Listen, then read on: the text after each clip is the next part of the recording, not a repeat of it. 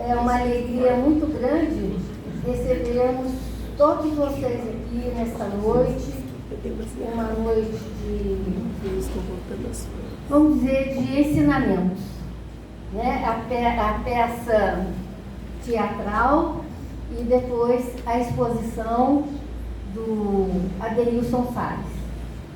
Então a gente espera ser uma noite muito iluminada e que Jesus possa nos amparar, proteger e nos consolar. Que esta noite possa calar nos nossos corações. Então, todos bem-vindos.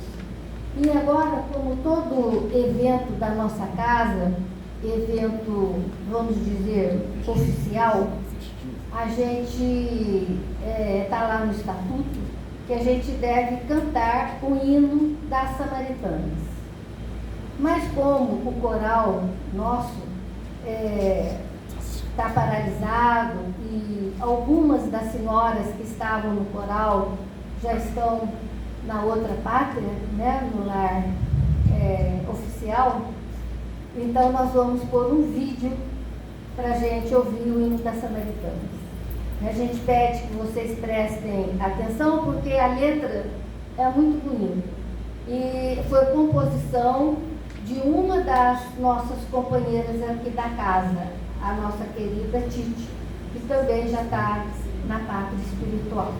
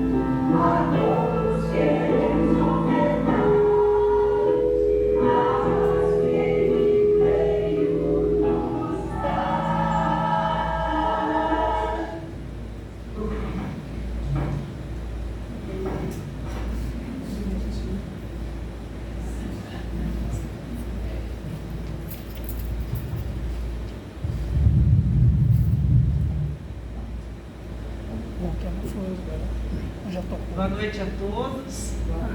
Sejam todos bem-vindos ao Grupo Espírita das Samaritanas, dessa noite especial, porque é um horário que nós não temos atividades na casa.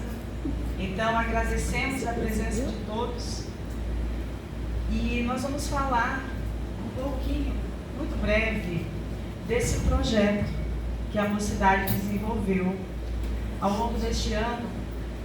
E todo mês de setembro nós trabalhamos o mês inteiro a favor da vida. E pensamos em uma peça, apesar de que não temos atores, nem editores, mas assim pensamos.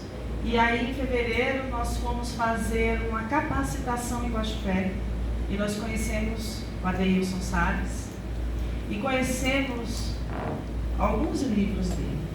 Um, especificamente, me chamou muita atenção, e o desdobramento é que mesmo sem ele me conhecer, eu mandei uma mensagem para ele pelo Instagram, e achando que ele não ia responder nunca, para autorizar a usarmos a peça, o livro dele como base da peça.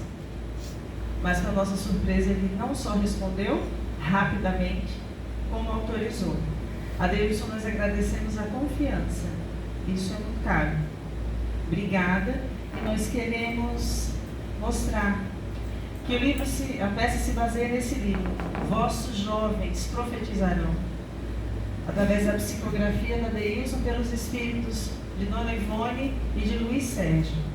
E o outro livro é um mix, o Evangelho segundo o Adolescente. A peça era para ter um número maior de jovens e por N motivos eles foram saindo pouco a pouco, então nós tivemos que adaptar, reduzir a peça em um tempo mais breve. Pedimos então desculpas a todos, né, que não somos atores, mas que vocês se permitam viajar nesse tema, automutilação e suicídio.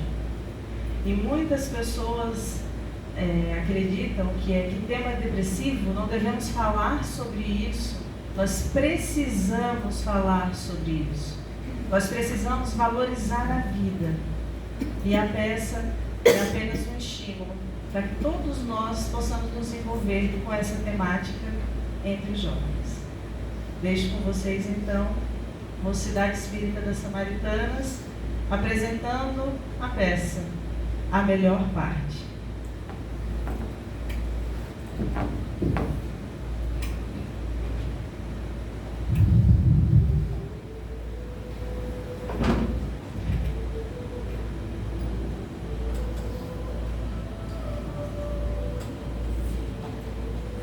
O ambiente é de reabilitação e readaptação no Hospital Maria de Nazaré, um complexo hospitalar que acolhe os suicidas na espiritualidade há muitos anos, sob a tutela do Espírito Magnânimo de Maria Mãe Santíssima. Neste ambiente espiritual, contamos com o benfeitor Lucas no resgate aos espíritos suicidas. O momento do suicídio entre os jovens e as crianças cresceu espontaneamente. São muitos desses jovens, infelizmente.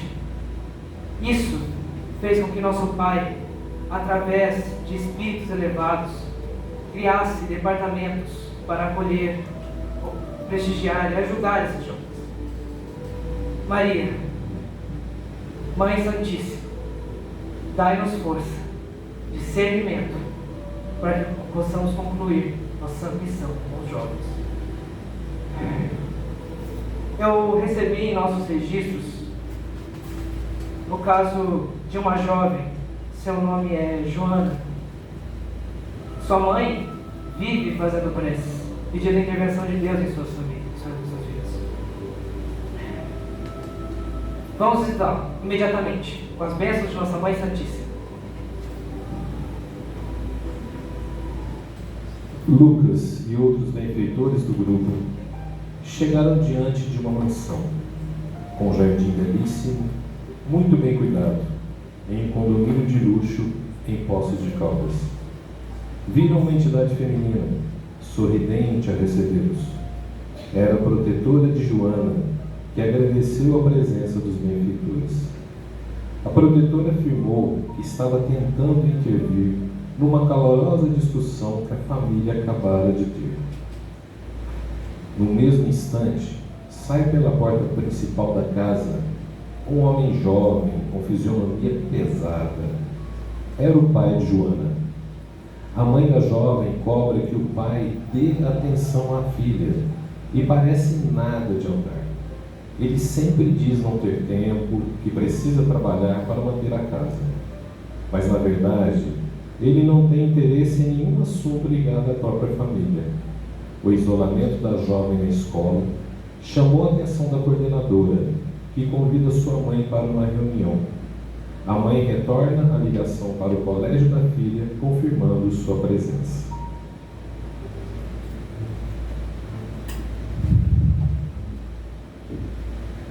No dia seguinte, no ambiente escolar, nossa,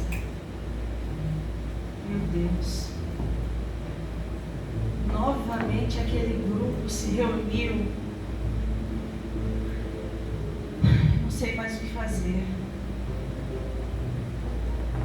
Nossa, é a Priscila, o Pedro, eles estão se machucando.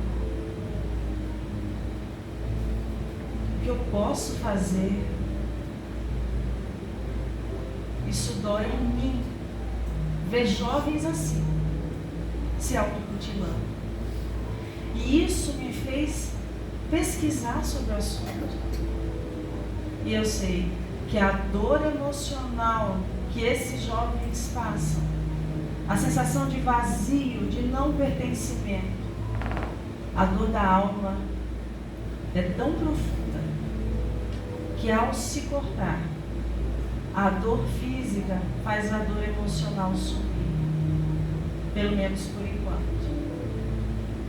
Mesmo sendo coordenadora desta escola, enquanto cristã, eu não vou ficar quieta. Que bom que eu chamei Ana, a mãe de Joana, para conversar.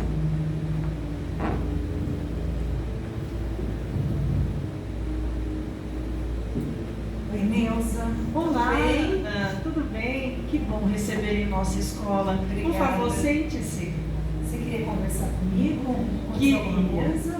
Muito obrigada pela sua presença, Ana. Na verdade, o que eu gostaria de conversar com você é um assunto muito delicado. Você deve perceber, eu gosto muito da sua filha. E eu tenho observado o comportamento dela diferente. Claro que nós sabemos que na adolescência há influência hormonal, há mudança de comportamento esperada, mas no caso de Joana, creio que tenha algo a mais. Neuza, eu tenho percebido também um comportamento estranho dela. Ela está nervosa, ansiosa. Eu percebi alguns machucados nela que eu, para te falar a verdade, tenho até medo de perguntar o que é. E eu sei que a adolescência é um período complicado, mas ela está muito à flor da pele, assim. Eu tenho percebido a Joana muito chateada, muito irritada e está muito complicado. A senhora me desculpe falar isso, mas quase sempre esses conflitos aos quais a senhora se refere iniciam em casa. Ela faz algum acompanhamento psicológico? Neuza, não. Eu já tentei, mas a Joana não aceita muito. Meu marido também acha uma grande bobagem. E já que nós estamos tendo essa conversa franca, eu vou te falar uma coisa que para mim é muito difícil, mas o relacionamento da Joana com o pai é péssimo. Eles brigam muito. Meu marido não tá nem aí pra ela, assim, ele trabalho, dinheiro. E eu percebo que a Joana sofre muito com isso. Ela faz muitas coisas para chamar a atenção dele. Até o dia que eu vi esses machucados, eu pensei que era alguma coisa por aí.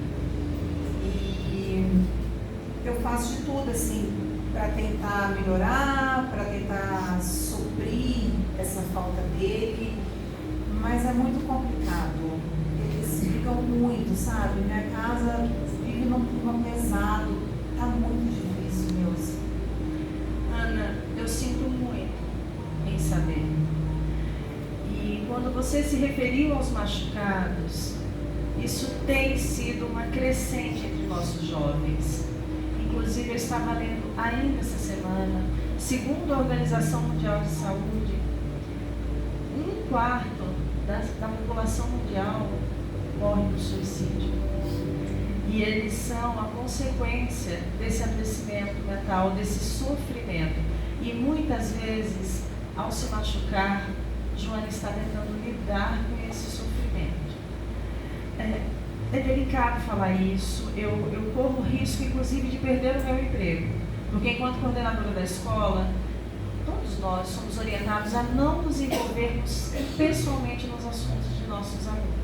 Mas a escola não se preocupa com a parte emocional dos alunos? Não, veja bem.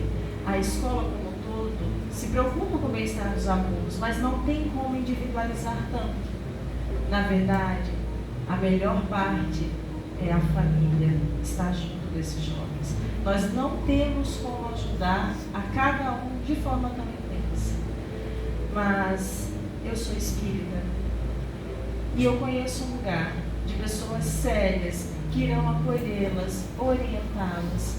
Se a senhora quiser, fique à vontade, eu me coloco à disposição para ajudar no que for preciso. Eu quero ver o bem dela. Neuza, eu acredito muito em Deus. Eu costumo fazer as minhas orações, mas eu não sou espírita. Na verdade, não tenho uma religião, mas eu nunca duvidei que espíritos existam, que existe vida após a morte, enfim. Eu estou tão envolvida nos meus próprios problemas que eu não percebi se minha Joana estava tão necessitada de ajuda, e eu vou fazer de tudo para ajudá-la, porque a melhor parte da minha vida é ela, a melhor parte da minha vida é o amor que eu tenho por ela. E eu vou conversar com meu marido, embora eu tenha quase certeza que ele não vai se importar, mas eu vou falar com ela e eu volto a falar com você. Te agradeço muito essa ajuda. Foi bom poder me abrir, poder saber dos problemas dela. Muito obrigada. E a gente volta a se falar. Se ela aceitar, enfim, eu aceito. Eu falo com você. Muito obrigada. Conte comigo. Você não está sozinha e eu estou à disposição. A melhor parte é o amor. Foi o amor por sua filha que trouxe você aqui. Eu estou à disposição. Obrigada, Deus. O verdadeiro interesse pela vida do filho, o amor e carinho dos pais, fazem verdadeiros milagres. Os pais se distraem com seus afazeres e compromissos, esquecem-se da melhor parte, a presença. Ainda na escola, os benfeitores liderados por Lucas perceberam que uma amiga de Joana também estava aflita, perturbada e com ideias de autoextermínio. Resolveram acompanhá-la até sua casa. Era um edifício alto, muito bem localizado e bastante requintado. Eles entraram no quarto da jovem e, surpresos, viram uma cena lastimável. Inês estava em pé na janela. Ao seu lado, um espírito luminoso tentava em vão segurar seus braços, rezando com muito fervor para que ela desistisse de dar fim à sua própria vida. Mas, lamentavelmente, a jovem se atira do 12º andar.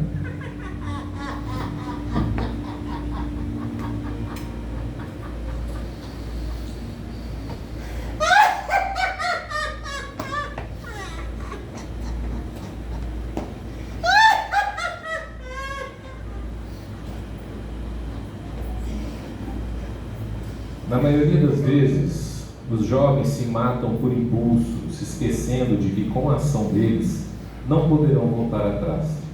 Os pais acreditam na felicidade dos filhos, vinda do sucesso acadêmico e escolar, esquecendo-se do que dá sentido à vida, da melhor parte, o afeto e o tempo dedicado aos seus filhos. Podemos observar que o suicídio é a terceira maior causa de morte entre jovens de 15 a 29 anos, e muitas são as causas: o surgimento da adolescência e a explosão hormonal, as sequelas de vidas passadas, mediunidade sem educação e estudo e ainda a ausência dos pais.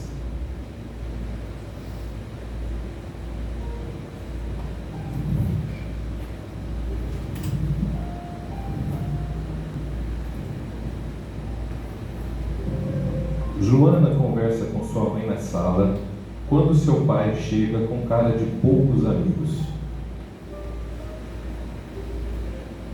Gustavo, você precisa fechar esse negócio, você está me entendendo?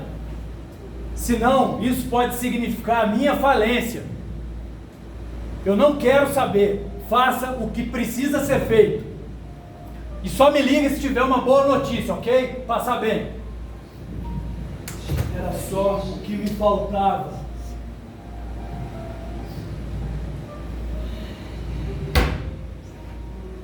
Ô Ana, aonde está o meu pijama que eu não encontro no mesmo lugar de sempre?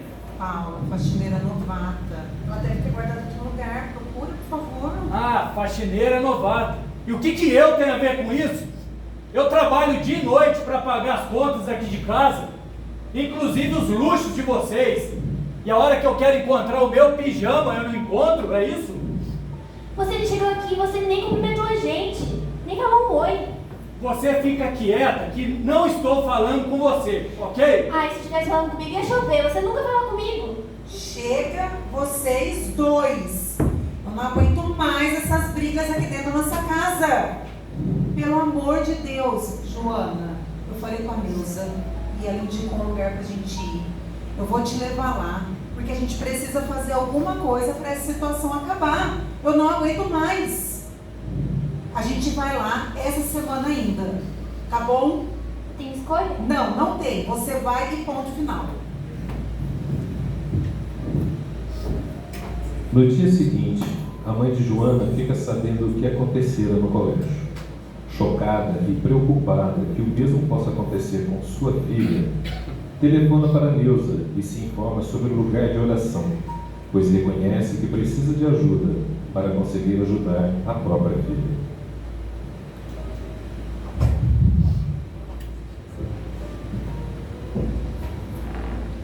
Neuza recebe mãe e filha no centro espírita.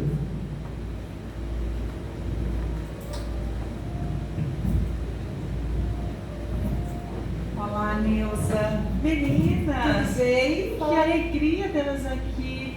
Que bom vê-las. Sejam muito bem-vindas a essa casa. Nós vamos ter logo mais uma palestra. E depois tem os passes. Mas eu acho importante vocês primeiro irem para o atendimento fraterno.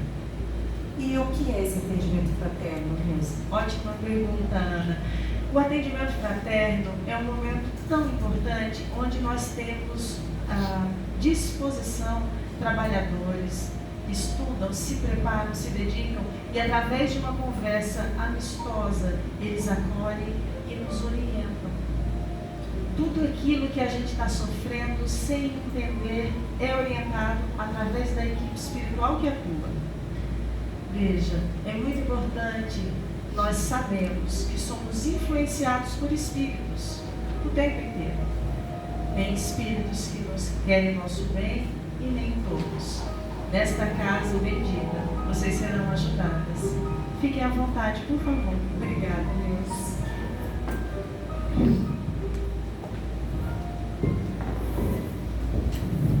Após serem acolhidas e orientadas, elas ouvem a palestra da noite, cujo tema é amar ao próximo como a si mesmo. Ao final, recebem o passe.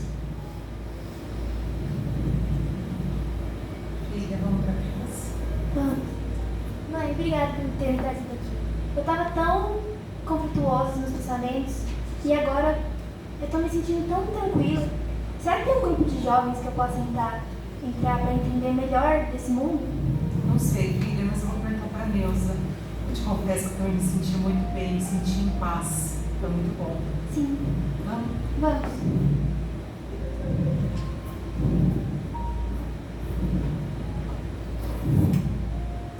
Joana chega do centro espírita e, ao ver seu piano, se sente novamente triste. e começa a se sentir desanimada, lembrando das cobranças de seus pais, da desarmonia dentro de casa, da sensação de solidão. Nossa, eu não aguento essa casa. Parece que tem alguma coisa que me persegue dentro. Eu tava tão bem e agora eu tô me sentindo tão mal.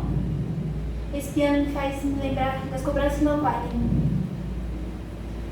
Ai, quer saber? Vou sair. Mãe, Oi, filha. eu vou sair. Saí, Joana, mas a gente acabou de chegar. Onde você vai? Eu não te dei satisfação pra onde que eu vou. Ei, isso é jeito de falar com a sua mãe? Ela que controla tudo que eu faço, não me deixa em paz. Mas é claro, nós somos os seus pais. Você nos deve satisfação, sim.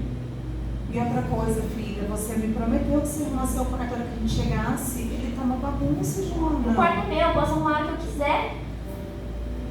Ô, Ana, você tá sabendo que a sua filha tá saindo com uma galera barra pesada? Eu sei. Aquele Fred, né? Aquele menino não é legal. Exatamente, ele não é legal. Ele é brigão, malandro e tá envolvido com droga. É, não tô sabendo. Gente, o Fred é o cara mais legal que eu conheço. Ele não se meteria nessas coisas. Ele é o único que me entende, que me escuta. Vocês entenderiam. Com certeza deve ter algum interesse por trás disso. Interesse? Então qualquer pessoa que se relacione comigo é por causa de interesse. Não é por causa da minha personalidade, do meu caráter. Não é isso, Joana. Não foi isso que seu pai quis dizer. Ele quis dizer, filha, que toda vez que a gente se envolve com gente desse tipo, que mexe com droga, eles vão ganhando nossa confiança, se fazendo de amigo, a hora que vê, você tá usando droga junto. Já me falaram que esse Fred, filha, ele cheira maconha. E sabe Deus o que mais que ele faz? Ai, mãe, que acha? Claro que não. Ô, Joana, vai pro seu quarto agora arrumar aquela bagunça e depois aproveita para estudar piano. Eu gastei uma fortuna para comprar esse instrumento, contratei o melhor professor da cidade e você não dá a menor importância para isso. Você sabia que o meu sonho era aprender a tocar piano e eu não tive condições? Então, o piano é o seu sonho. Eu queria ser jogador de basquete, eu queria estar numa quadra, não naquele piano que você queria. Jogar basquete? Sim. Ô Joana, realmente, você acha que eu estou preocupado com o seu sonho? Você tem ideia das minhas preocupações? Com o meu dinheiro, com os meus negócios? Você acha que eu tenho tempo para preocupar com o seu sonho, garoto? E quer saber? Chega de mimimi. Eu não quero mais falar com você. Sai da minha frente antes que eu perca a cabeça. Assim que fica novamente sozinha, Joana volta para suas lembranças enquanto se senta ao lado do piano. Nossa, essa briga foi o ápice pra mim. Eu já não estava aguentando, agora vem essa injeção de saco. Eu vou escrever uma carta, falando tudo o que eu sentia, para os meus pais sentirem dó de mim. De tudo que eles fizeram, todas as brigas, todos os gritos que eles deram comigo. Eu vou me sentir vingada. Joana recebe a influência do Espírito Lucas, que intui os seus pensamentos afirmando: a morte não acaba com o nosso sofrimento, e sim, existe vida após a vida. A morte é ilusão. A vida continua e apenas o corpo morre. O espírito continua vivo e sentindo tudo o que sentia enquanto estava encarnado. O sofrimento não irá acabar somente porque o corpo morreu. Joana, não se permitindo envolver pela influência desse espírito iluminado, levanta-se da cadeira, vai até a varanda da sala de sua casa e se pendura à beira da sacada. Suas pupilas dilatam, seu coração acelera, os olhos ficam turvos, o medo se instala. Nesse instante, seus pais entram na sala e, ao olharem a cena, gritam desesperados: Filha dela! Não! Joana, zonza, com tantos sentimentos confusos, sente seu coração acelerar. Lembra da coordenadora, do carinho que recebia dela todas as manhãs. Mas também lembra da sensação do não pertencimento, do vazio existencial que a persegue, sentindo-se desamparada e sem esperanças naquele momento. Diante da cena, muitos que passavam pela rua se aglomeravam, curiosos com a movimentação estranha. Pessoas fotografavam e filmavam Joana em seus celulares e postavam nas redes sociais. Logo, todos estavam sabendo.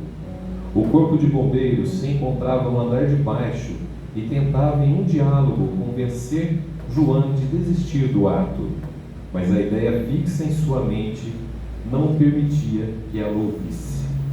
Policiais faziam um cordão de isolamento, não deixando ninguém se aproximar do local. Porém, um jovem conhecido como JC, sempre presente em todos os momentos e sem que ninguém o percebesse, se aproxima de Joana. Minha irmã,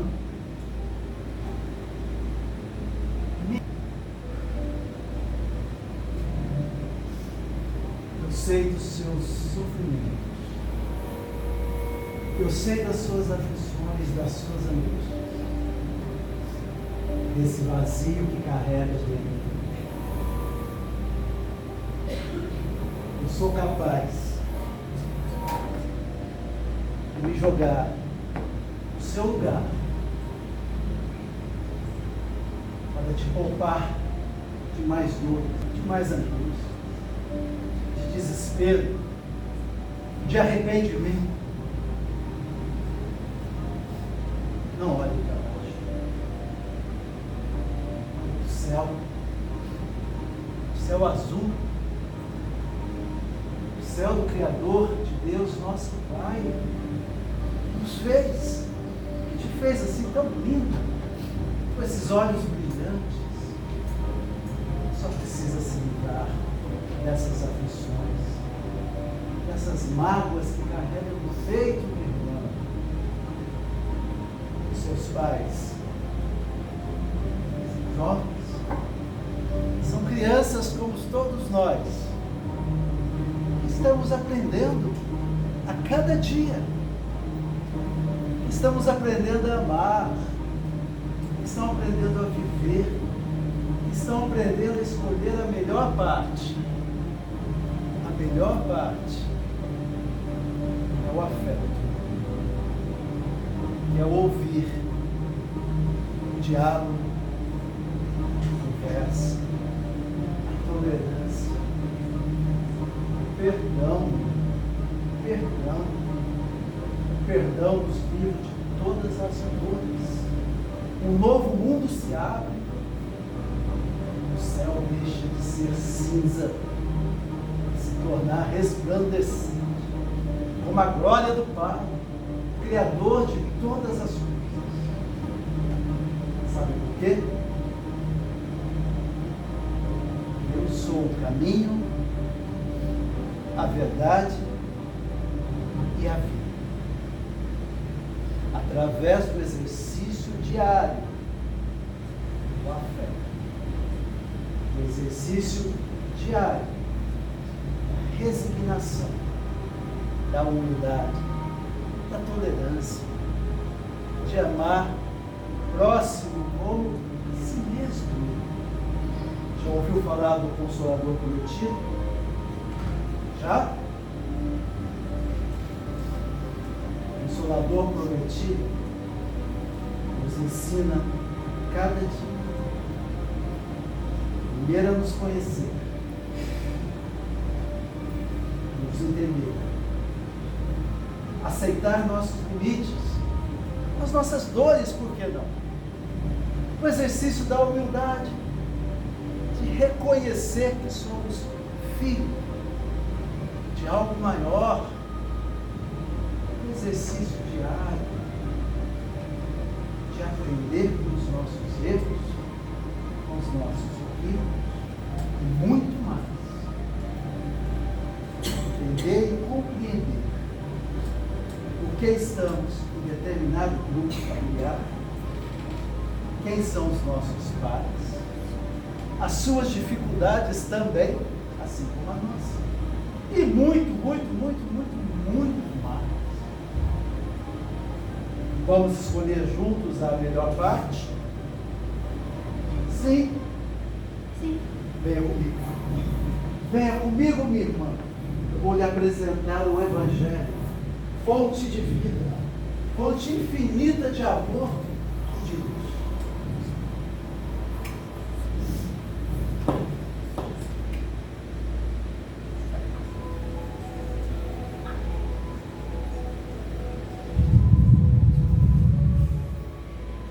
Há um tempo certo para cada coisa.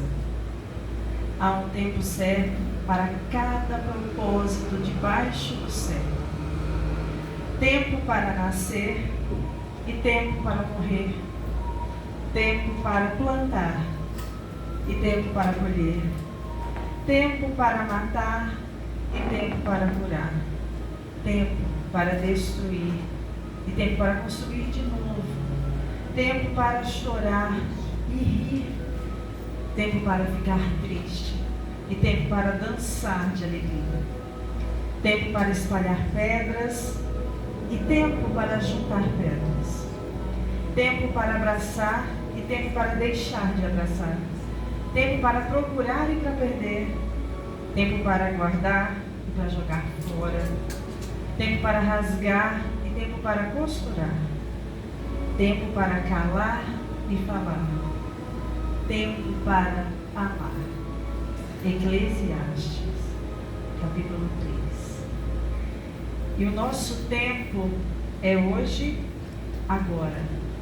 Nosso tempo é tempo de viver. Nós chamamos agora o elenco da mocidade para agradecermos a Deus e a espiritualidade por conduzir.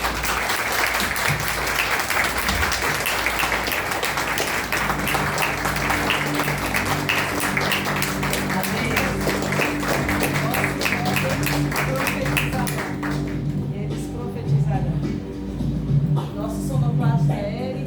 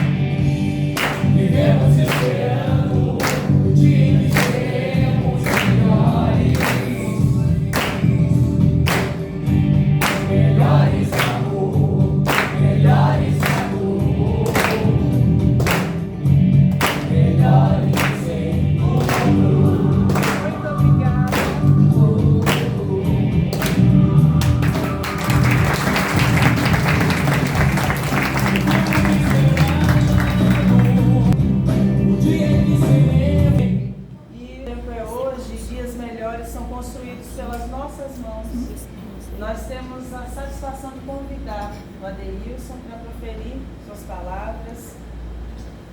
Adeilson Salles é natural do Guarujá, São Paulo. É escritor, palestrante e psicanalista. Até o momento, tem 96 livros publicados para crianças, jovens e adultos. Alguns dos seus livros infantis foram traduzidos para a língua inglesa. O êxito do seu trabalho se reflete na participação das grandes bienais e feiras do livro do Brasil. É requisitado para palestras no Brasil e exterior, falando em escolas, universidades e centros espíritas. E hoje ele está aqui conosco. Bem-vindo, Adeilson.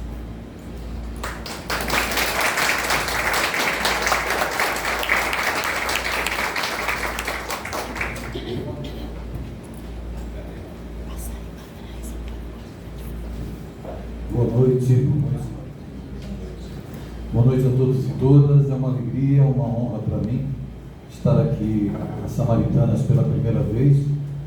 Evidentemente que eu fiquei impactado, emocionado com tudo que eu vi aqui. Desfilou na minha frente todas as palestras que eu faço ao longo do ano nas escolas, nos ambientes que me convidam para falar, nos congressos espíritas, enfim. E a mensagem da espiritualidade, porque tudo que a gente vem trazendo vem pelo caminho dos espíritos, né?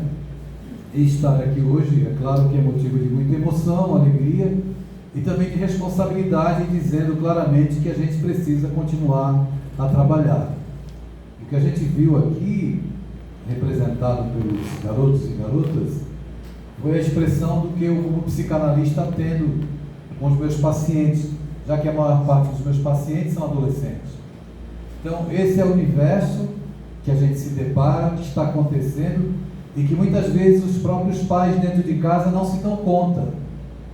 É interessante nós observarmos o mundo hoje, a tecnologia, né, que nos aproxima das pessoas em todo o planeta. Eu tenho uma filha que mora em Berlim e aos domingos nós nos falamos pelo WhatsApp, por chamada de vídeo. Faz 5 anos que eu não abraço a minha filha. E a tecnologia tem amenizado a saudade que eu sinto dela pelo contato que a gente tem manifestado através dessa tecnologia específica. Mas é interessante como a gente tem uma tecnologia que consegue falar com alguém do outro lado do mundo. Nós desenvolvemos também, enquanto humanidade, no sentido tecnológico, no sentido do intelecto, a capacidade de mergulhar no mundo microscópico e em 2 anos encontrar a cura, uma vacina, para podermos combater uma pandemia. Nós também temos capacidade de mergulhar nas regiões abissais do oceano, sondar o que se passa na intimidade dos mares, mas na maioria das vezes a gente não tem capacidade de sondar ou ir até o coração do filho que está sentado no sofá do nosso lado. Então é muito mais fácil usar as redes sociais, se comunicar com as pessoas, do que dizer para um filho: eu te amo. Principalmente se esse filho nos desacomoda. Se esse filho não é exatamente aquilo que eu queria. Porque ainda existem pais que querem que os filhos sejam o que eles desejam. Ou filhos que sejam a expressão da realização dos sonhos que os próprios pais não lograram vivenciar. Então é evidente que um assunto como esse, amanhã nós teremos uma fala aqui, pela manhã, a palestra, conflitos emocionais e espirituais entre pais e filhos. Eu não sei quantas vezes eu falei sobre esse assunto esse ano, perdi as contas, porque todos os lugares que eu vou me pedem para fazer essa palestra, né? Conflitos emocionais e espirituais. Amanhã a gente vai falar sobre isso, repetir um assunto que a cada dia que eu falo, por mais que eu faça a mesma palestra 5 vezes na semana, parece que é novo o tema.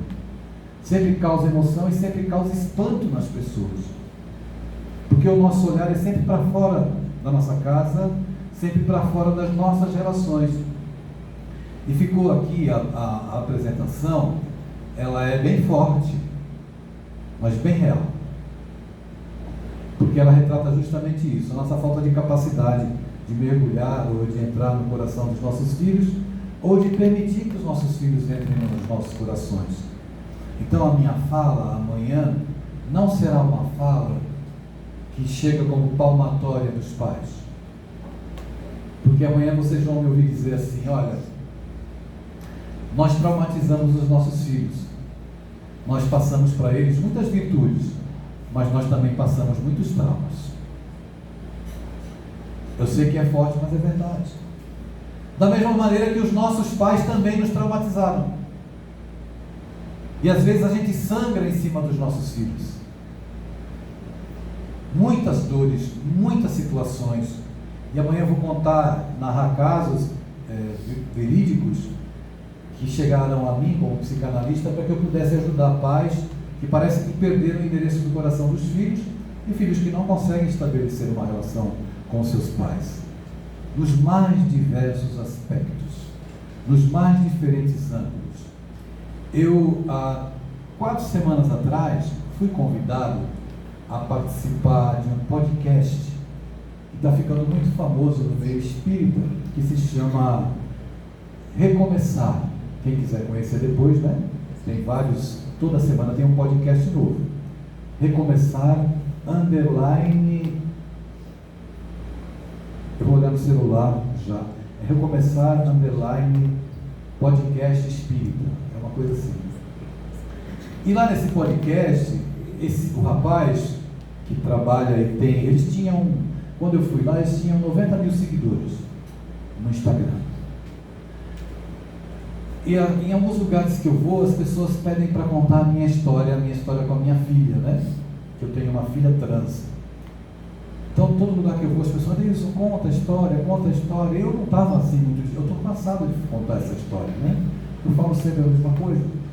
Mas, enfim, é necessário falar. Aí ele me provocou e pediu para que eu falasse. Você pode contar a história? Aí eu contei mais uma vez a história. A gente não faz ideia de como isso repercute nas redes sociais. E, de repente, começou um monte de gente a me seguir.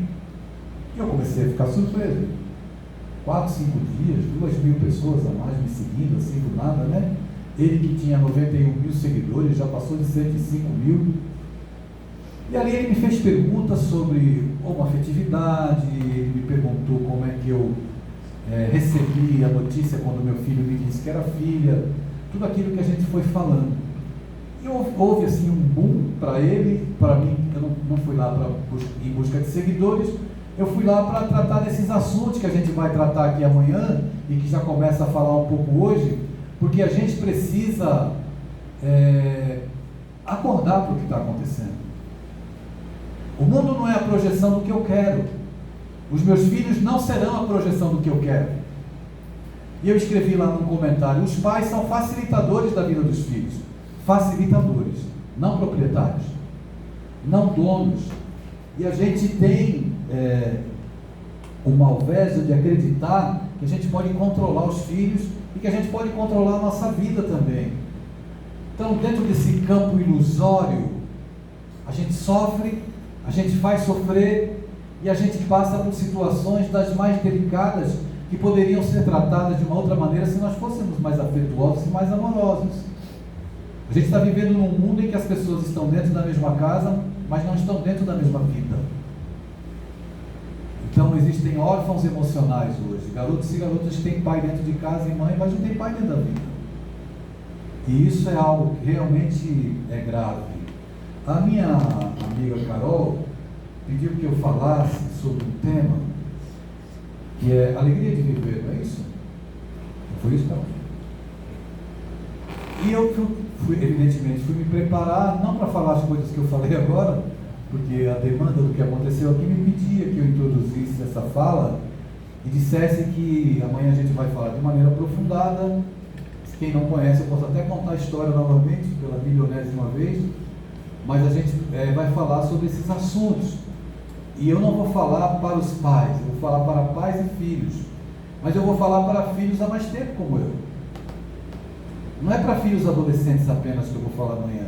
Eu vou falar para filhos de 60 anos, de 70, de 50. Porque todos nós estivemos na condição de filhos ou ainda estamos. Quem tem pai e mãe encarnada ainda está na condição de filho. E a reencarnação é uma lente tão abençoada que nos permite olhar para os nossos filhos e observar. Eu não educo um corpo. Você não educa corpo, você educa um espírito normal. E virar a mesma lente para os nossos pais e ter uma outra compreensão do que são os pais. Mas a gente fala amanhã sobre isso, né? Para quem não tiver nenhum programa em Poços de Caldas e quiser aparecer aqui. Ela me pediu para falar sobre a alegria de viver. Diante de tantos problemas, não é? Onde é que a gente vai arrumar a alegria para viver? Então eu fiquei pensando num trecho do Evangelho que eu pudesse ilustrar a minha fala, trazendo Jesus para a gente refletir sobre essa realidade, onde é que a gente pode encontrar a alegria de viver. Então, pesquisando, eu fui no Evangelho de João, no capítulo 16, do versículo 16 a 21, que é justamente uma passagem contraditória, paradoxal, dicotômica, em que Jesus participa da ceia junto com os seus discípulos, e naquela ceia em que, quando a gente se junta com amigos para comer, é uma maravilha, né? Não espíritas que não gostam de comer quando se reúnem, mas Normalmente os outros seres humanos gostam muito de comer. E uma refeição com pessoas que nós amamos é muito prazeroso. Conversar, se alimentar, trocar ideias, alimentar de afeto, alimentar o corpo, que também é importante. E o momento em que Jesus participa da ceia com os seus discípulos era um momento de festa, mas ao mesmo tempo ele começava a deixar no ar que aquele também era um momento de despedida. Então, onde é que poderia se encontrar alegria? Em se conviver com aquele que era considerado o Messias por 3 anos e ao mesmo tempo perceber que claramente ele estava se despedindo. Alegria de viver. Como é que alguém convive com Jesus, depois vai ficar sem e vai ter alegria para continuar vivendo? Não é? E aí eu separei esse trecho que eu me permitiria fazer uma breve leitura para que eu seja fiel naquilo que o Evangelho traz e em cima disso eu dar lastro para a minha fala, né?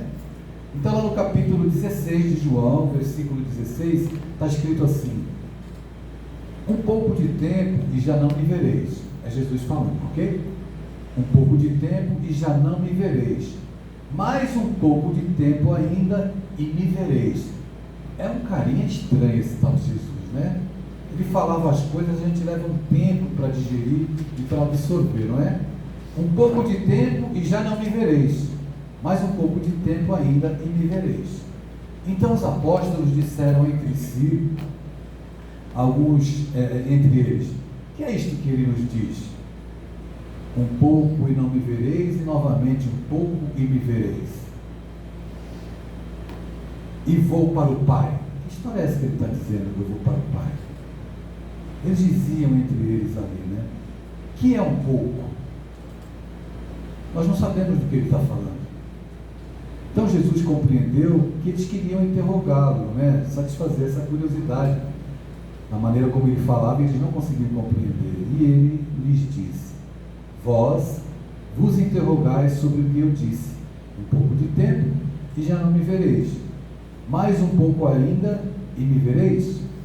Em verdade vos digo, chorareis e vos lamentareis, mas o mundo se alegrará. Vós vos entristecereis, mas a vossa tristeza se transformará em alegria. Quando a mulher está para dar à luz, entristece-se porque a sua hora chegou. Quando, porém, dá à luz a criança, ela já não se lembra dos sofrimentos pela alegria de ter vindo ao mundo um homem, né? Ter chegado ao mundo, seu filho. Bom, aqueles que não nasceram em lar espírita, como eu, que não nasci em lar espírita, a gente que passa pelo mundo experimentando tantas angústias, e mesmo se tornando espírita, a gente continua experimentando as angústias inerentes à vida aqui na Terra. Mas quando a gente chega na doutrina espírita, a gente experimenta uma alegria na nossa alma, porque parece que todas as respostas, todas as inquietações que a gente tinha, começam a ser respondidas. A gente entra num novo período, que é o período da conscientização, do entendimento de que nós somos espíritos imortais, vivendo uma experiência humana e transitória. Ora, todos aqui sabem que a vida é cíclica. A vida é cíclica. Existem momentos que são momentos de prazer e de alegria. E existem momentos de dor e de lágrimas. A nossa irmã, agora há pouco a Carol, ela leu no Eclesiastes o livro 3º, se referindo que tudo tem tempo, né? Na vida existe um tempo para tudo aqui embaixo do céu. E é isso que de fato acontece. Diante da prova que eventualmente você esteja experimentando, muito obrigado, viu? Muito obrigado. Diante de uma dificuldade que eventualmente você esteja experimentando, é claro que é natural que a gente dobre os joelhos. É claro que é natural que em alguns instantes a gente se sinta enfraquecido, sozinho, sem esperança. No mundo do adolescente isso é mais grave ainda. Mas a gente vai falar amanhã sobre isso. O adolescente, que é um espírito que vive uma fase específica do seu desenvolvimento psicológico e emocional, assim como a criança vive uma fase específica, né? A criança tem um recorte cognitivo da vida O adolescente tem outro recorte cognitivo da vida. Para o adolescente, todos os sentimentos são extremados. Tudo é potencializado na vida do adolescente, porque ele não sabe, principalmente, nomear o que ele sente de tristeza ou sem qualquer sentimento de euforia. Assim como a criança não sabe nomear, não é? E ela se manifesta por birras, por comportamentos agressivos, e os pais acreditam que se cortarem ela no chinelo e na cinta, que vai estar passando a birra, quando a criança pode estar experimentando um sofrimento emocional. A birra pode ser um pedido de socorro, um pedido de ajuda, mas a gente não consegue entender a criança. Fica para amanhã, né? Foi só um spoiler para a gente falar sobre isso. Então, onde é que fica a alegria de viver se hoje eu estou bem e amanhã eu posso não estar vivenciando um dia mais feliz? Lendo outro dia a respeito da tese do Nietzsche sobre o super-homem, Nietzsche é um filósofo muito odiado por quem não lê e por quem fala as coisas sem saber. E ele tem um pensamento sensacional, onde ele criou uma teoria sobre o super-homem. O super-homem de Nietzsche, ele não era um homem de aço que podia levar tiro e que as balas não o atingiriam. Também não era um super-homem como nos quadrinhos, que a kryptonita era capaz de derrubá-lo. O super-homem de Nietzsche, e é isso que é difícil compreender, porque nós estamos numa fase da vida, do nosso estágio evolutivo, nós precisamos de certezas para viver. Nós não conseguimos viver sem ter algo no que nos agarrar. Então a gente precisa de certeza. Por que é tão difícil para as pessoas mudarem de vida? Por que é tão difícil você estar num relacionamento tóxico e se manter dentro do relacionamento tóxico? Porque você não tem coragem de sair daquele lugar. Olha, isso aqui, esse espinho que me espeta o espírito, todos os dias eu já conheço. Então eu vou ficar aqui sendo espetado desse jeito. De repente eu mudo de lugar e tenho um espinho maior, como é que eu fico? Então a gente se acostuma até com as coisas que não são boas, porque nós não temos coragem de sair do lugar. Então a teoria de Nietzsche acerca do super-homem é: viver dói, viver traz sofrimento, mas mesmo sofrendo eu escolho viver. Mesmo passando por qualquer tipo de problema, eu opto por seguir na minha senda, por não desistir e não abandonar essa bênção que é estarmos aqui hoje. Então, é claro que nós podemos nos considerar espíritos felizes. Nesse momento, parece que a embarcação da terra vai sossobrar, porque a tempestade está intensa. Mas olha, quem se abriga no trabalho, quem descobre o sentido da vida, sem dúvida alguma, não vai ficar indiferente e não vai deixar de ser atingido pelos estilhaços do egoísmo humano, do orgulho humano, mas sem dúvida alguma vai ter por que continuar a caminhar, vai ter razão para seguir, sem desistir, para poder entender que existe uma alegria de viver. Jesus pregou o Evangelho e entregou o sol do Evangelho para os apóstolos, para que eles fossem portadores da mensagem que nos chegou através de Paulo, principalmente. Mas houve a tristeza da separação.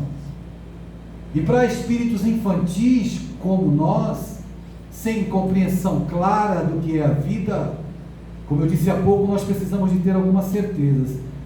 Você cai no rio, você precisa de um pau, nem que seja podre, para se agarrar. Mas precisa. É a nossa condição. E aí é muito, mas muito importante que a gente comece a desconstruir algumas ideias, alguns modelos, alguns arquétipos que a sociedade apresenta para nós como modelos de verdade. Nós temos na Terra mais, segundo os espíritos não, no censo do planeta, né, os cálculos dos estudiosos da área, que nós temos mais de 8 bilhões de habitantes na Terra, não é isso? Não é, pessoal? Se vocês responderem logo, vai acabar logo, tá certo? mais de 8 bilhões. Mais de 8 bilhões de narizes. Cada um diferente, né? Todo nariz é diferente, não é? 8 bilhões de verdades. Cada um tem a sua. Cada um interpreta o mesmo fato de uma outra forma, de acordo com o seu estágio evolutivo, com a sua capacidade cognitiva. Então é evidente que no universo de tantos habitantes, que cada pessoa esteja no estágio que veja a vida da altura da sua compreensão, da altura das suas experiências. Só que não dá para você formatar. Por exemplo, outro dia eu observei as pessoas querendo colocar uma mulher na fogueira, porque ela disse assim: eu não quero ser mãe. E aí um monte de mulheres se incomodaram porque ela não queria ser mãe. Onde é que está escrito que toda mulher tem que ser mãe? Eu só queria entender. É mulher que tem que ser mãe? É assim, gente? Mas naquilo que a maioria compreende, se é mulher é para ficar prenha. Tem que ser mãe. E se eu ousar quebrar esse modelo, eu sou demonizado. Onde é que está escrito que todo pai é perfeito? Que todo pai tem que ser provedor? Nós temos um modelo, um arquétipo. Então os pais têm que caber dentro daquele modelo. Porque se eles não couberem dentro daquele modelo, eles não são bons pais. Não é assim? A mãe tem que caber dentro desse modelo, porque se ela não couber dentro desse modelo, que nós entendemos e nós exigimos que as mães sejam. Nós exigimos que os pais sejam daquele jeito. Nós que somos espíritas e não nos damos conta que o pai é um personagem. Por detrás do pai tem um espírito imortal, com as suas experiências. Olha a beleza da reencarnação. Eu não posso olhar para ele como meu pai. Ele não correspondeu às minhas expectativas. Quem está por trás do personagem pai? É diferente, né? Eu começo a olhar para ele que me fez tanto mal, foi ausente, brigava comigo, era violento, batia na minha mãe. As coisas que ele fez me magoaram muito, mas eu tenho condições de olhar para ele sob uma outra perspectiva hoje. Talvez uma perspectiva que tenha mais compaixão nos meus olhos e no meu coração. Nós precisamos ressignificar muitas coisas para que a gente experimente uma alegria de viver consciente. Existe um tratado virtual em que as pessoas todas querem parecer pessoas felizes. Então todo mundo só posta felicidade. Todo mundo só posta mentira. Porque nós não somos felizes o tempo inteiro. Eu não sou. Não olhe para mim assim. Ela estava falando, eu fiquei assim, pensando, né? Ela disse que eu respondi logo ela. Eu não fiz mais do que a minha obrigação. Pessoas educadas agem assim. Eu tento ser educado. Todo mundo que me escreve sou eu que respondo. Eu não tenho secretária para responder as mensagens que me chegam. Eu fui fazer palestra em Santo Antônio de Jesus, na Bahia. Fiz a palestra. Santo Antônio de Jesus é no interior da Bahia. Fui para Salvador, de Salvador viajei 3 horas para o interior da Bahia de carro para fazer palestra. Aí o rapaz falou assim: olha, eu mandei mensagem e ele respondeu. Não era para responder? Então, porque você escreveu o livro, as pessoas acham que você está em outro planeta. Não tem nenhuma anteninha aqui. Né? Eu estou careca, escrevo para adolescente, tinha que ficar assim, né? Então veja que a gente cria modelos estereótipos segundo a nossa perspectiva, que pode ser muito diferente do real. E aí, a gente cria também perspectivas, até mesmo nas nossas relações dentro do nosso lar, dentro da nossa casa. E isso é muito ruim. Olha, vou contar uma história para vocês verdadeira, que aconteceu comigo. É uma história muito forte, muito triste. Que água abençoada, né? Está fresquinho. Eu fui fazer palestra, já contei várias vezes essa história, mas ela é sempre boa para a gente refletir. Eu fui fazer palestra numa escola em Brasília, para adolescentes. Então eu estava numa sala grande, com muitos adolescentes, eu estava terminando a palestra, a diretora da escola me chamou e disse assim: Adeilson, você poderia ir na sala dos professores, porque tem uma adolescente lá que não para de chorar. Eu falei: pois não, claro que eu vou. Terminei a minha fala, me dirigi à sala dos professores. Encontrei uma menina de 14, 15 anos que chorava sem parar, soluçando feito criança. Ela estava assistindo a palestra, alguma coisa que eu disse provocou aquele sofrimento nela, ela foi chorar. Então eu levei alguns minutos para poder ajudá-la a se acalmar. Quando ela se acalmou, eu perguntei para ela: meu bem, por que você está chorando assim? Então ela me disse: é o meu pai. O que tem o seu pai? O meu pai, ele nunca está sóbrio para ouvir eu dizer: eu te amo, pai. O meu pai nunca está sóbrio para ouvir eu dizer: eu te amo, pai. Eu perguntei para ela: o seu pai bebe desde quando? Ah, desde que eu me entendo por gente. Sempre bebeu. E você acha que você vai mudar seu pai? Não, não vou mudar. Mas quem sabe, eu tentava, como bombeiro, apagar um incêndio. Quem sabe você pode mudar o jeito de olhar para ele. Seu pai é uma pessoa doente. Uma pessoa que é alcoólatra, assim como alguém que usa drogas, é uma pessoa que perde o senso cognitivo, perde as referências de afeto, não sabe, não faz ideia do que é o amor de um filho, o que é o amor da esposa, o que é o amor da mãe, do pai. Não sabe. Enquanto você insistir em olhar para o seu pai para que ele seja o que você quer, você não vai conseguir dar o amor que você está dizendo que tem por ele.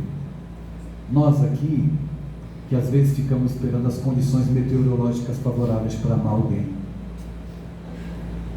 Nós que certamente temos alguma pessoa embriagada na nossa vida. Alguém que está alcoolizado e nós queremos exigir que a pessoa seja ou se transforme naquilo que a gente quer para a gente poder amar. Então eu disse a ela: mude a lente, olhe para o seu pai de maneira diferente. Quando ele estiver dormindo, se aproxime da cama, mesmo que ele esteja alcoolizado, e diga para ele assim: papai, eu te amo. Mas ele não vai ouvir que ele está bêbado. Eu falei: mas não importa, você tem amor, ame. Eu estava numa escola, eu não podia dizer para ela que o espírito ia escutar. Mas eu estou numa casa espírita, eu posso dizer que o espírito vai registrar as vibrações de amor. Você tem amor? Ama. Ame. Faça a sua parte de alguma forma. Não precisa esperar que o outro tenha a sobriedade da lucidez. Obrigado, irmão. Porque a gente espera. Olha, eu preciso dizer para Maria Cláudia que eu amo ela. Mas ela chegou com uma cara tão feia, eu não vou falar não, porque na verdade eu quero falar e quero que ela depois fique me afagando. Eu não quero dizer para ela que eu amo, eu quero trocar. E aí é evidente que a gente revela uma infantilidade no nosso comportamento. E a gente perde oportunidades, porque a vida vai passando e a gente ficou esperando o dia para sermos melhores, como diz a música, que nós ouvimos agora há pouco. E a vida passa e a gente não diz. Então, seja qual for a dificuldade, com a esposa, com o marido, com o pai que não está mais aqui, com a mãe que também não está mais aqui, a gente pode dizer eu te amo através da prece, a gente pode abraçar pelas nossas melhores vibrações. Nós, como diz a poetisa Cecília Meirelles, somos bem menos do que pensamos, raramente um pouco mais. Somos bem menos do que pensamos. nós nos outorgamos uma importância que nós não temos. E à medida que a gente se der conta da nossa desimportância, a gente vai colocar os pés no chão e vai começar a valorizar as coisas mais simples e vai experimentar a alegria de viver. A alegria de viver. Em 1947, um trem saía de Bombaim para Calcutá. Naquela hora que a composição férrea partia de Bombaim, o trem sempre ia apinhado de gente. Um calor terrível. Os miseráveis morais e os miseráveis materiais apinhavam todos os dias aquela composição. Num canto do vagão, sentadinha num banco, uma mulher muito franzina, a muito custo conseguiu aquele lugarzinho para sentar. Então, enquanto o trem caminhava, ela com um terço na mão ficava ali, silenciosamente contando o terço, fazendo suas preces. Estava abafado demais, era muito mau cheiro. De repente, ela ouve um barulho seco, oco. No instante em que ela ouve o barulho, ela se vira na direção e parece que, por uma coincidência, e as coincidências não existem, entre ela e o barulho abriu-se um corredor no meio daquele povo que se espremia, e ela viu um corpo que acabara de cair ao chão. Imediatamente ela vai em direção ao corpo. Era um homem idoso, velho, a pele encarquilhada.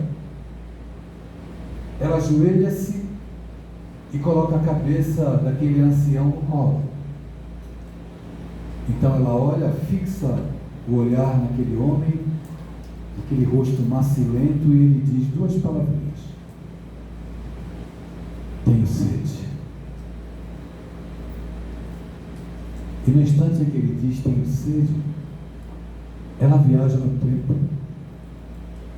Há mais de 1950 anos antes, isso aconteceu em 1947, em que aquele homem, na cruz, já nas agonias da morte, diz: tenho sede. E o soldado romano embebe uma esponja em substâncias vinagrosas, coloca na ponta da lança e aproxima dos lábios dele. E ela pensa: ele continua com sede. E o que é que eu estou dando para Jesus beber? Ele diz que tem sede. A gente está usando essa imagem figurativa da sede porque eu e você também temos sede. A nossa sede pode ser de afeto, a nossa sede pode ser de silêncio, a nossa sede pode ser de alguém que nos ouça, ou a nossa sede pode ser de alguém que apenas fique ao nosso lado. Existem vários tipos de sede.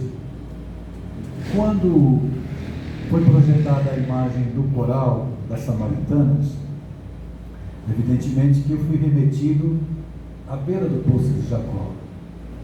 Nós estamos no poço de Jacó. A casa espírita é o poço de Jacó. Nós temos sede de coisas espirituais. Nós temos sede de afeto. Nós temos sede de olhar nos olhos das pessoas. Quantas pessoas você conhece que você vai dialogar e quando você olha nos olhos elas abaixam a cabeça? Quantas? Quantas pessoas não conseguem externar uma ação, uma palavra afetuosa, não porque não queiram, não porque não sintam algo por você, porque não conseguem. Porque existe um deserto na alma de muita gente, que as pessoas não saem daquele lugar, vivem num processo de tristeza.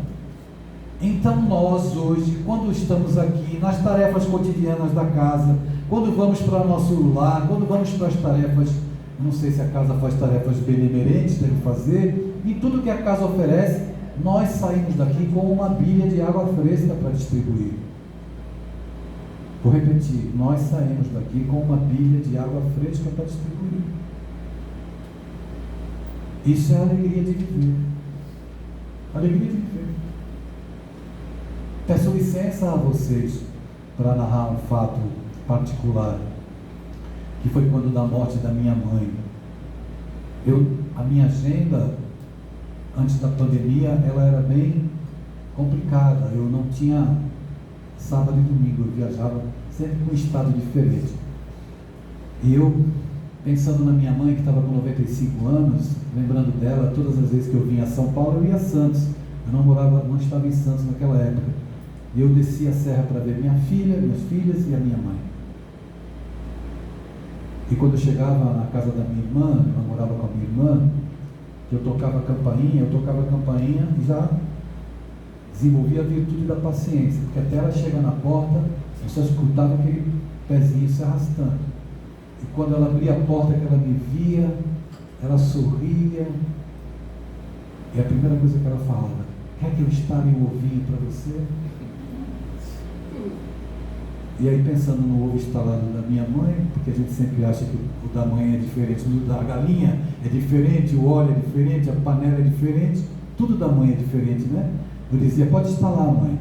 Mas a minha irmã não deixava ela instalar o ovinho para mim. Mãe, deixa que eu instalo para ele, porque ela podia se queimar. E ela ficava numa revolta muito grande. Então ela disse: não vai deixar eu instalar o ovinho para ele? Não, mãe, deixa que eu faço. Senta para conversar. Não, eu vou lavar a louça. Aí ela ia. Lavava um prato e quebrava dois. Porque ela tinha que fincar os cotovelos para ficar de pé na pia, porque não conseguia ficar. Eu fui observando aquilo da minha mãe, porque muitas vezes me perguntavam qual era o sentido da vida. Eu não sabia qual era o sentido da vida. Não sabia. Ela que me ensinou. Observando o quanto que ela queria ser útil, eu descobri que o sentido da vida é ser útil. Quem não é útil, adoece.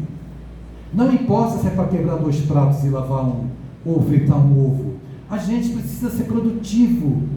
Jesus disse que veio ao mundo para servir e não para ser servido. Ele poderia ter dito também: eu vim para ser útil. E nós precisamos ter isso em mente. Isso é a alegria de viver. Então eu passei uma semana com ela, cancelei tudo e fui ficar com a minha mãe para cuidar, porque ela não estava bem de saúde. Cheguei lá na casa da minha irmã, ela ficava numa suíte e eu fui dormir na suíte com ela. Ficava numa poltrona, 2 horas da manhã ela pedia: quero fazer xixi. Ela estava com oxigênio. Mãe, a senhora está de fralda, pode fazer xixi. Ah, tá bom. Meia hora depois: eu quero fazer xixi. Mãe, a senhora está de fralda. Eu não consigo. Então leva a senhora no banheiro, mãe. Vamos. Até levantar ela da cama, até pegar o oxigênio, ir com ela até o banheiro, virar ela de frente para mim, no vaso sanitário, pegava o pijaminha, penhoar lá dela, a camisolinha, colocava debaixo dos braços para ela segurar, eu me ajoelhava no chão e arriava a fralda da minha mãe. E todas as vezes que eu arriava a fralda da minha mãe, eu fazia uma prece de agradecimento, porque eu estava podendo ser útil para ela. E foi assim uma semana. Depois eu viajei de novo. Eu estava em Belo Horizonte em 2018, quando meu irmão me ligou, estava fazendo um seminário sobre sexualidade. Olha, a mãe foi internada. Abandonei tudo, fui para Santos, cheguei em Santos, na Santa Casa, às 7h30 da noite, fui dormir com a minha mãe no quarto aquela noite. Ela não deu nenhum trabalho. Lá pelas 5 da manhã, eu lembrei de uma música que ela cantava para mim quando eu era criança. Entrei no YouTube, achei a música. Peguei o celular, liguei a música e coloquei para tocar. Tão longe, de mim distante, onde irá teu pensamento? A música terminou, a enfermeira entrou no quarto. Eu vi que ela tinha tirado o aparelho de oxigênio, levantei, que eu estava sonado. Mas, moça, ela já está em óbito. Tá, sua mãe já está em óbito. Graças a Deus. Graças a Deus. O corpo já não atendia mais. E só sobrou gratidão, alegria de viver. mesmo nesses momentos. A alegria de viver não é alegria estúpida, tonta e tola, em que a gente ri de nada. A alegria de viver é um estado de consciência. Estado de consciência que a gente adquire quando a gente vai acordando para as coisas que são reais na vida. E o Espiritismo é como se fosse uma carta de alforria, para nos emancipar da nossa infância espiritual. Olha, minha gente, não existem mais culpados no mundo, hein? A carta de alforria, publicada em 18 de abril de 1857, nos diz que não existem culpados, porém, todos são responsáveis pelo que fazem. E é tempo da gente escolher, melhor dizendo, a alegria de viver. É o que nós precisamos. No encaminhamento do final do nosso encontro, a gente já vai encerrar, era até meia-noite, porque eu vim de Santos, mas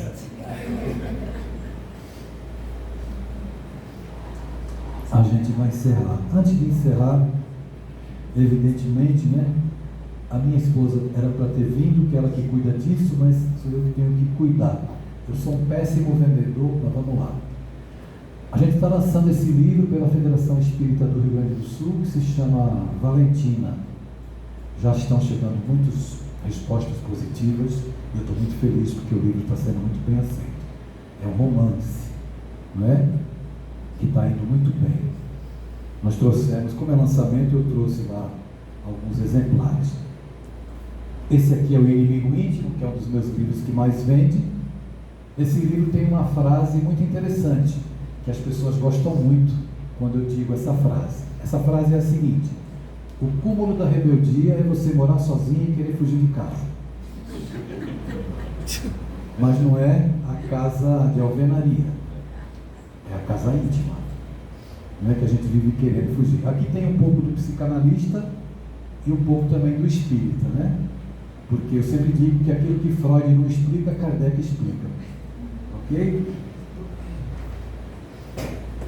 Esse aqui é um livro que eu levei 14 anos para escrever.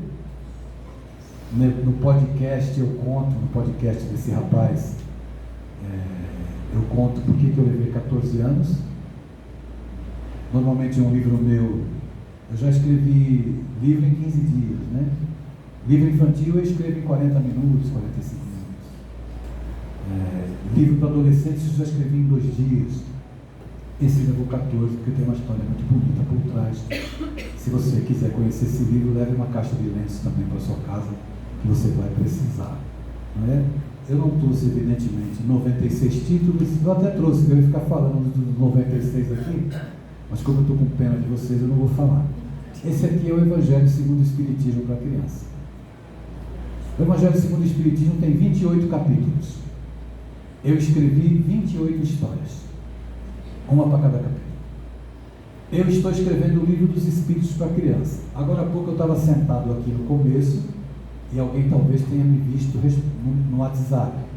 Eu estava falando com um ilustrador, que é o mesmo desse livro, que está ilustrando o livro dos Espíritos para criança. Ele mora nos Estados Unidos, estava com uma dúvida e estava me perguntando se o que ele estava ilustrando estava de acordo com o que eu pretendia passar.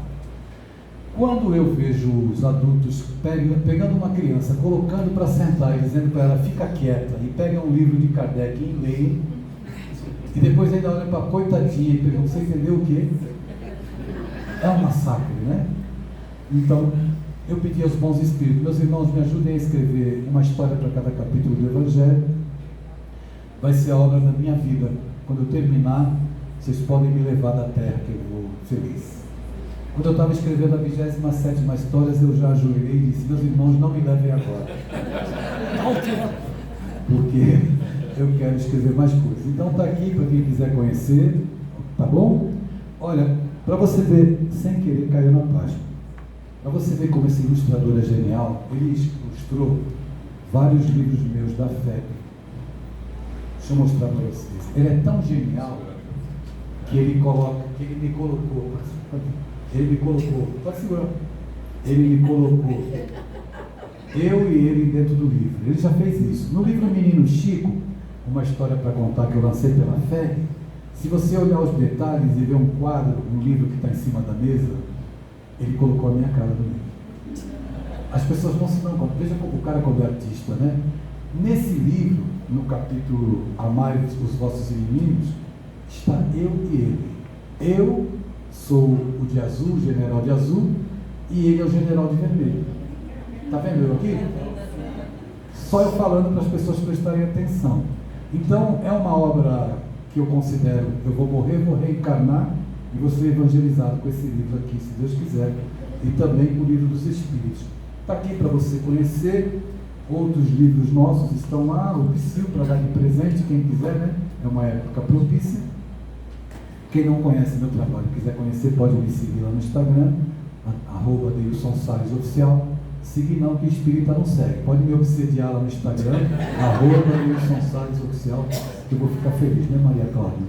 Eu te agradeço na tua pessoa, agradeço a Carol, a todos aqui pela acolhida. Amanhã a gente vai falar de maneira muito mais aprofundada nos assuntos que me trouxeram até aqui e tem me levado para todos os lugares aí, porque realmente nós estamos vivendo um momento grave e de muita urgência. Antes da gente se despedir, vou contar uma história para vocês, pode ser? Dá tempo? Então tá bom.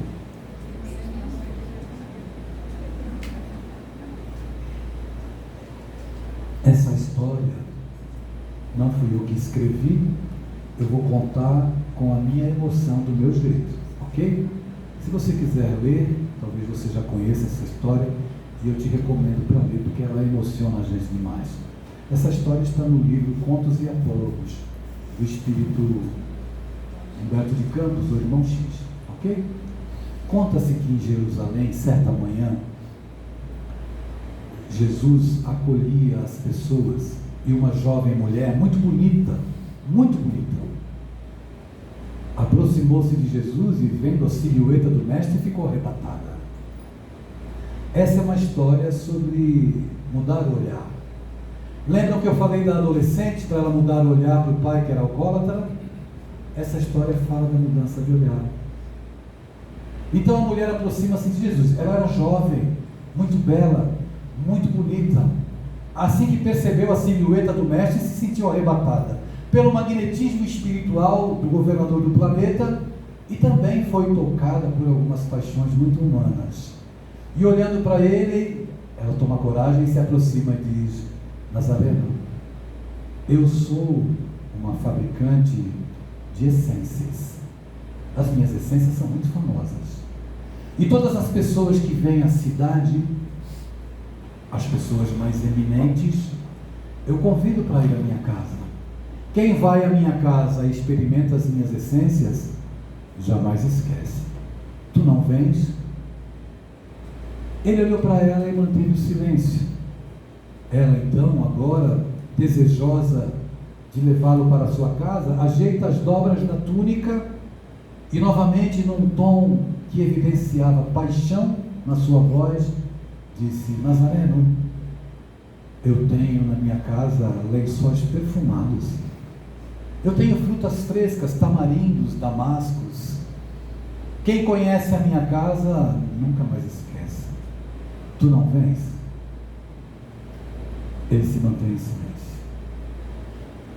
Ela então, já se impertigando, decide fazer o convite mais uma vez. Nazareno, os meus braços são suaves e macios.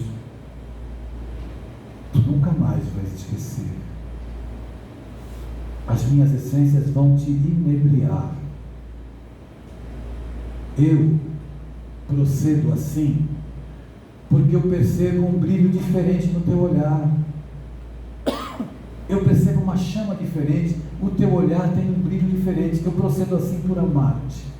Tu não vens? Ele agora quebra o silêncio e diz assim: quem sabe um dia? Então ela fica raivosa e parte, demonstrando fúria, reclamando, resmungando, blasfemando. Passam-se 2 anos e Jesus levantava paralíticos junto ao poço de Betesda, quando, na sua atitude de redenção dos seus irmãos, uma mulher idosa, corpo encarquilhado, Aproxima-se dele e diz: Senhor, eu sei que tudo que tu fazes provém do Pai, e que a tua misericórdia é infinita por todos aqueles que tu já curaste. Então eu venho rogar a ti que tu possas intervir por criatura que sofre, carcomida pela lepra, a pele já em pústulas. Tu não podes exercer tua misericórdia e socorrer essa criatura? Jesus aquece, meneando a cabeça positivamente. Tu podes acompanhar-me? Ele aquece, ela vai, ele a segue por algumas ruelas, até que chega de frente a verdadeiro pardieiro. A mulher entra e Jesus entra atrás. Ela aproxima-se de um leito, e nesse leito, de roupas rotas e andrajosas, um corpo esquálido de mulher se encontrava deitado em posição fetal. Ele aproxima-se da cama, acerca-se da criatura e toca a cabeleira desgrenhada dela. Então ela se vira e os olhares se cruzam. Nazareno, és tu? Tu vieste atender o meu chamado, agora é tarde. Ele olha para ela e diz amorosamente: eu vim atender o teu chamado. Eu percebo um brilho diferente no teu olhar e procedo assim por amar-te. Eu desejo que todos os senhores e as senhoras voltem para casa com um brilho diferente no olhar, e que esse brilho possa reverberar no olhar para os nossos filhos, um olhar de compaixão, no olhar para os nossos pais, um olhar de compaixão, e que o perdão seja o perfume a inebriar as nossas almas. Muito obrigado.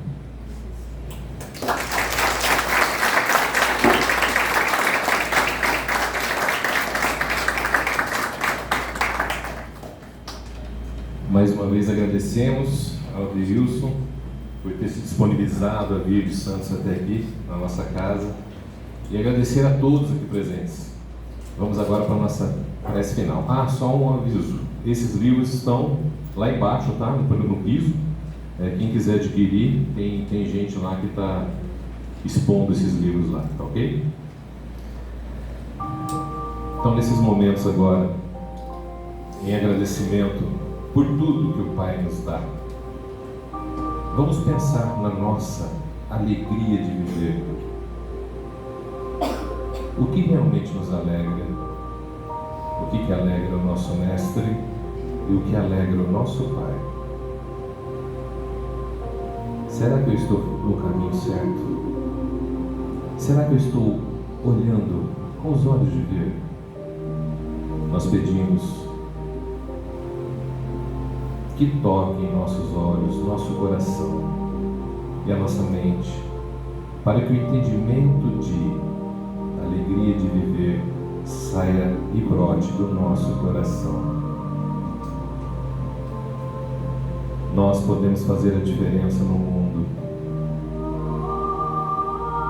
dependendo do ângulo como nós olhamos as coisas, como nós encaramos a verdade relativa em cima da verdade absoluta, como nós escutamos o nosso irmão, quando emprestamos os nossos ouvidos, e mais, quando nós doamos o nosso tempo, que é a maior riqueza que nós temos.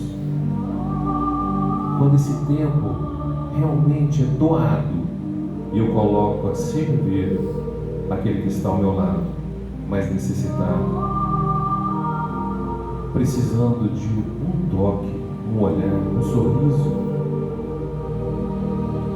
que possamos sair daqui com esse entendimento e que possamos fazer a diferença no mundo, já que o nosso Mestre nos aconselha e nos diz: sois a luz do mundo, que possamos fazer a nossa luz brilhar e tocar esses corações mais necessitados. Obrigado, espiritualidade aqui presente, aos nossos protetores, ao nosso Mestre querido, e ao nosso Pai que todos os dias nos dá a oportunidade de uma página em branco. Muito obrigado e que assim seja.